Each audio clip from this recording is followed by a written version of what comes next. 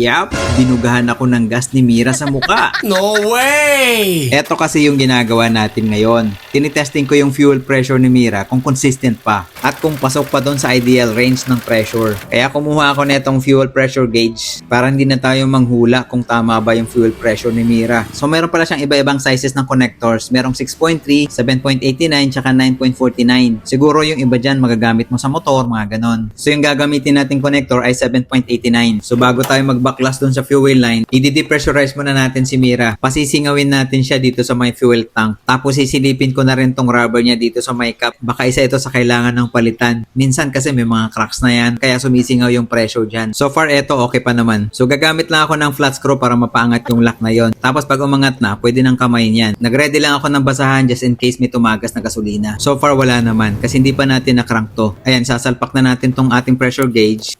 Tapos bago ko isalpak yung sa fuel rail, ipakita ko muna sa inyo kung paano nag-work yung locking mechanism nitong device natin. So naisalpak ko na yun sa fuel rail dyan, hindi lang masyadong nakita. Tapos isasarado ko yun sa may gas cap kasi magka-crank tayo.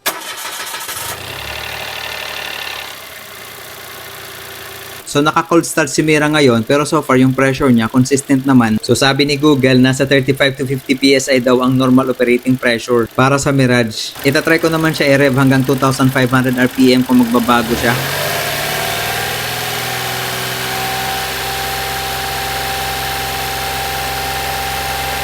So far natuwa ako dito, hindi siya gumalaw. Nagstay siya doon sa 47 PSI. So inobserve ko pa to ng ilang minutes tapos eventually tinanggal ko na yung pressure gauge natin. So inoff ko na yung engine tapos bubuksan ulit natin yung fuel cap. Ang isa pa palang nakalimutan kong i-test kung magdadrop ba agad yung pressure niya after mamatay ng engine. Ibig sabihin kasi may leak yon. So far dito hindi naman siya nag-drop agad. Medyo nahirapan lang akong i-unlock dun sa may fuel rail. Kaya naisipan kong tanggalin na lang itong air filter box. So ang problema lang dito, meron pa palang natitirang pressure dun sa loob. Kaya ayan, parang dinuraan ako ni Mira. Ayaw, di ma.